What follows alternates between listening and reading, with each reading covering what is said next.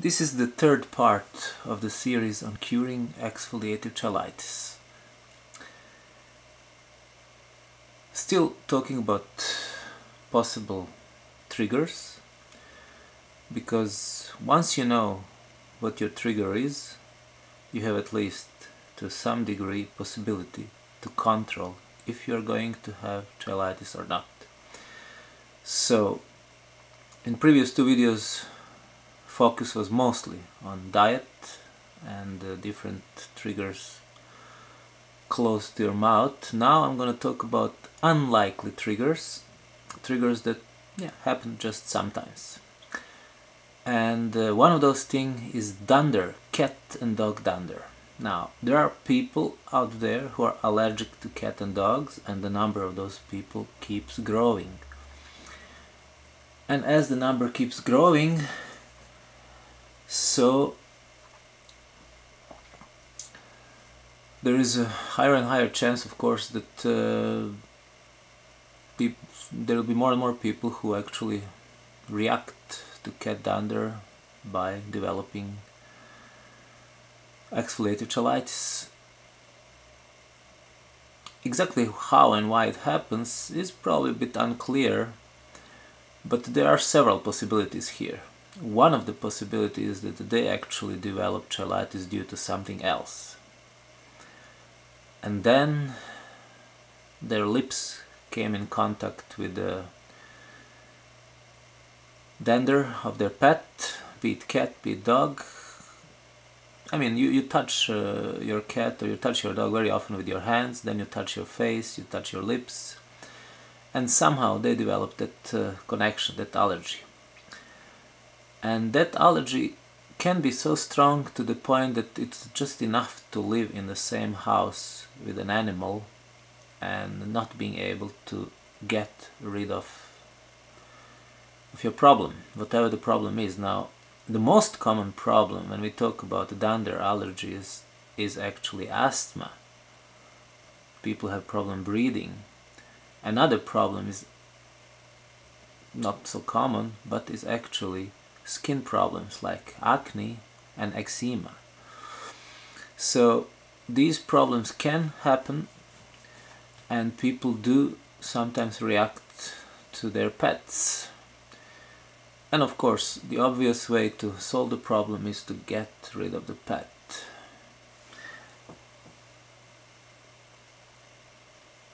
There is a story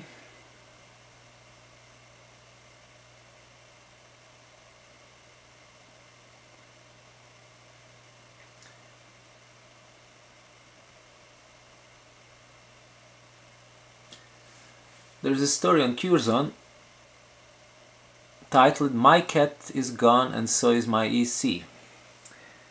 And it's a story about a person who's using the username Cure for Curzon.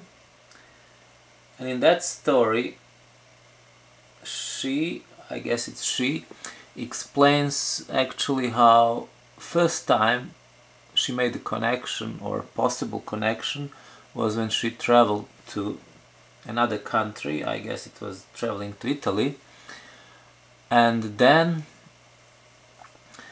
suddenly her EC disappeared. Her first idea was that it's due to climate, more sun, people start making ideas. But the cat wasn't her, cat was of her brother, and once brother moved out with the cat, her EC disappeared. That's how she finally figured out, wow, it was actually a cat. And that was the reason why when she was traveling to Italy, the EC also disappeared. So, if you have a pet, consider the possibility that you could be allergic, and that one unlikely way to react to an allergy of a cat or a dog is actually your EC, if you have EC. Another unlikely allergen is rubber. There are people allergic to latex. Also nickel, but not only dental nickel. Now we are talking about people playing metal instruments like saxophone or anything you put in your mouth that has a piece of metal, or people playing instruments like guitar, because they also have metal strings. So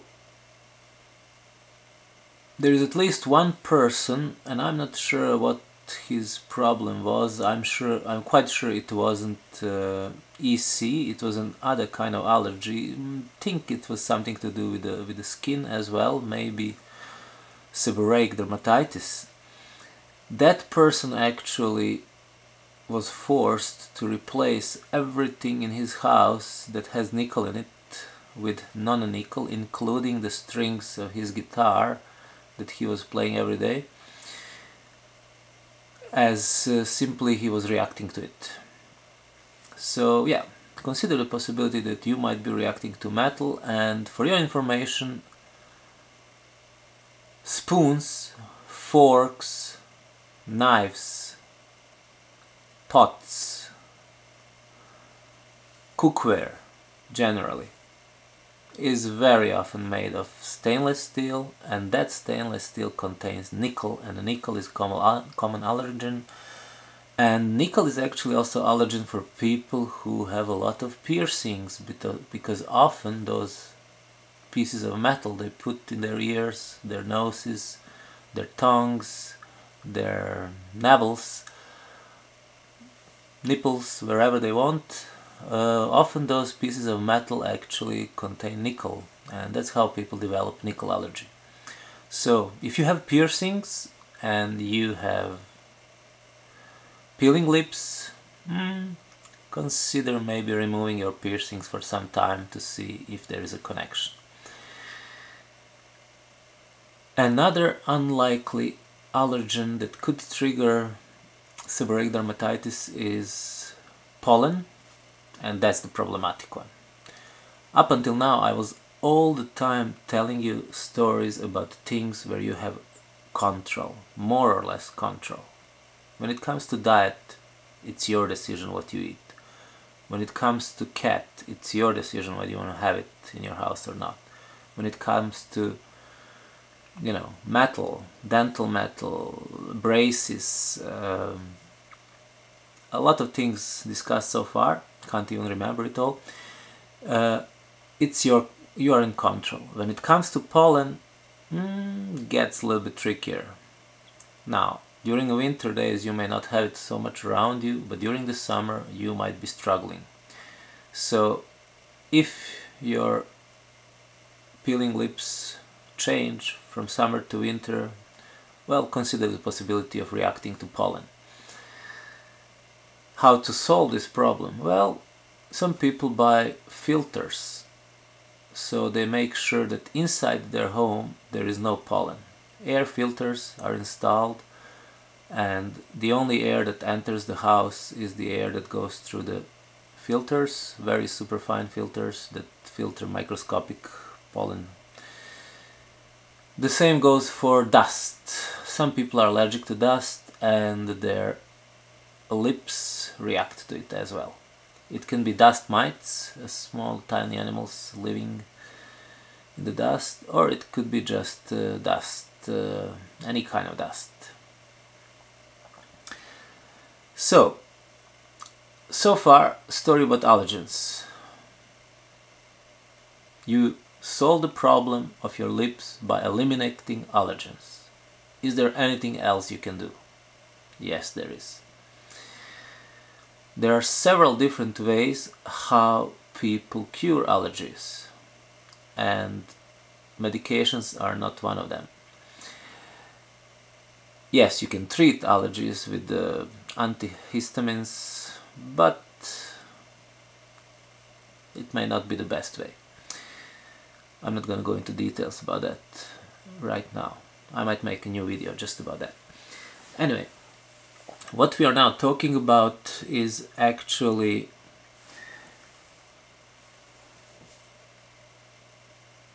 something called liver flush, something called fecal transplant, something called coffee enemas, something called yogurt enema, something called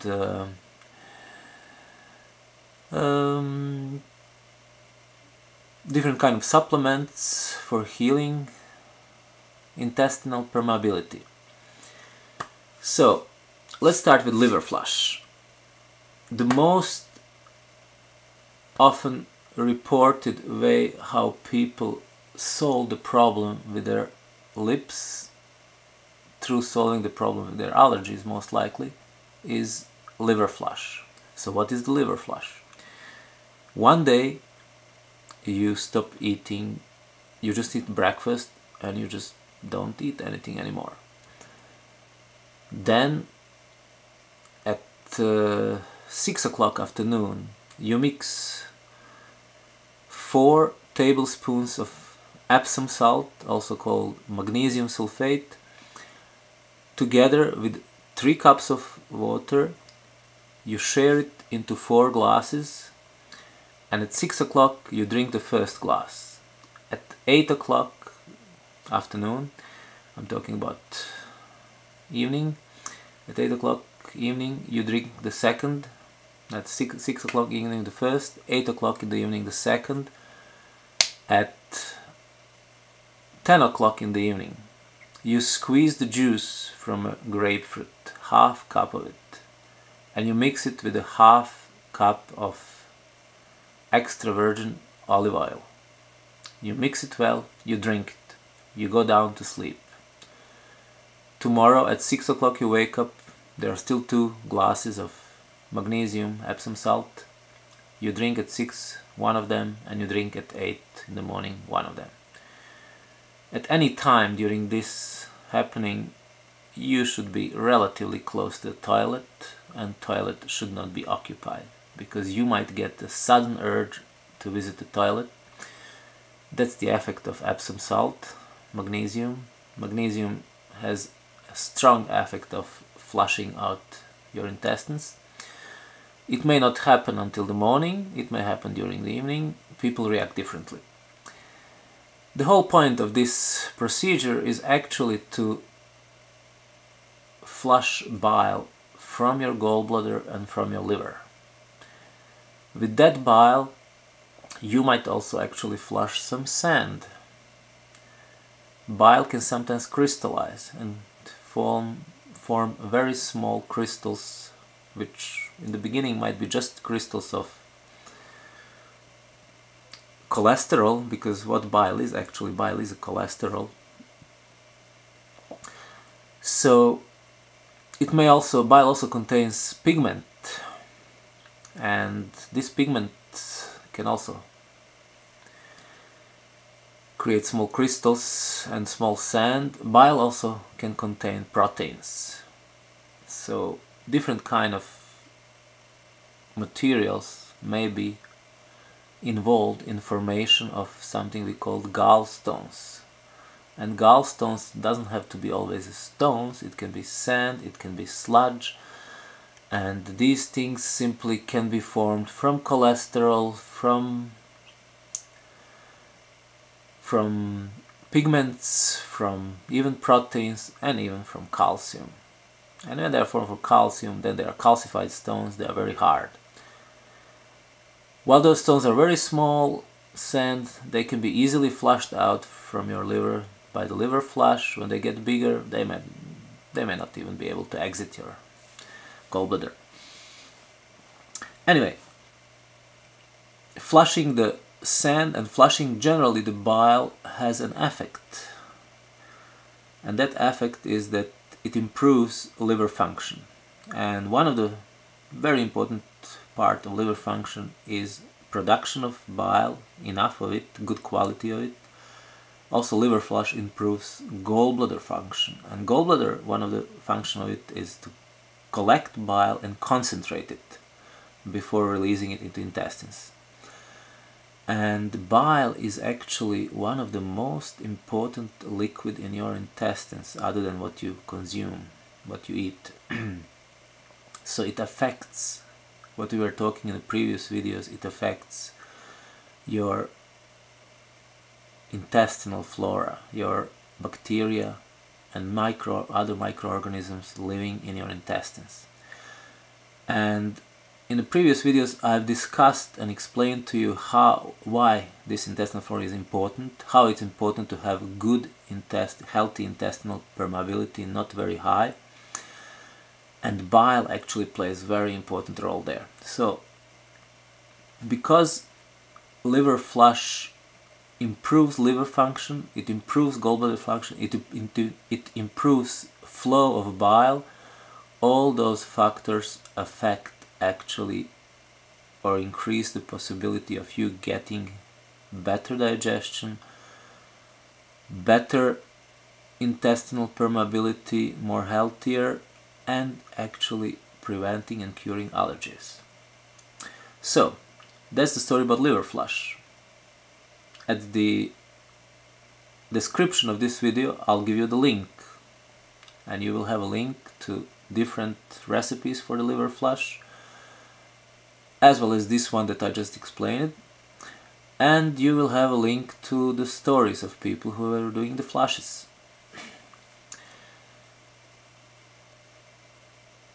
Another thing that also have a potential to cure allergies is fecal transplant. Now what's that? Well, because of what we have already spoken in previous videos, because of those antibiotics people use and those other medications and all those things, simply intestines get damaged, our intestinal microbiome, microorganisms, they get damaged, and they can't return back to normal. But let's say that your brother has rarely taken antibiotics, is a very healthy person, you know, doing sports, living healthy, no smoking, no anything, no overweight, never been sick. Well, your brother in that case has a very healthy poop.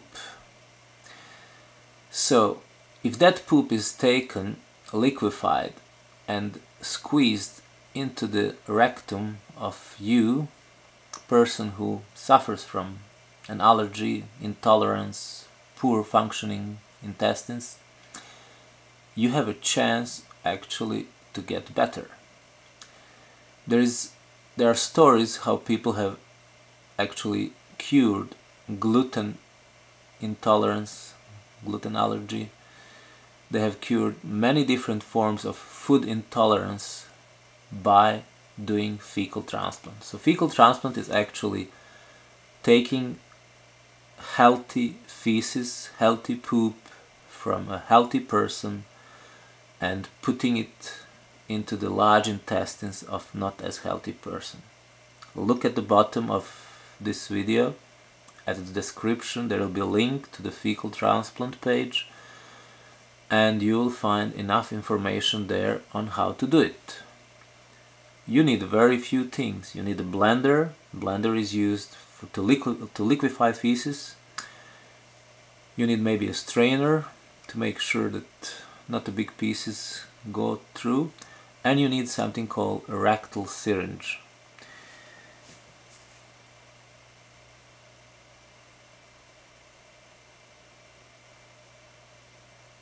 And here is the fecal transplant page.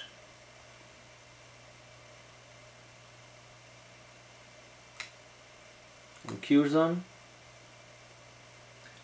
this is what you need.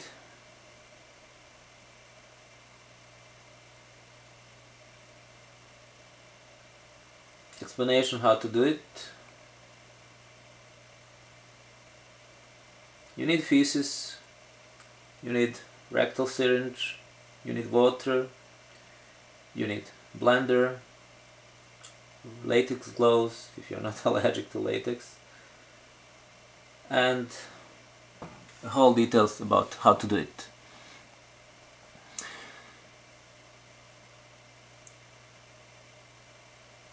This procedure is now considered approved treatment for people suffering from Clostridium difficile, a very dangerous bacterial infection of large intestine, which in the end results by people dying. So it's more potent than any antibiotic treatment.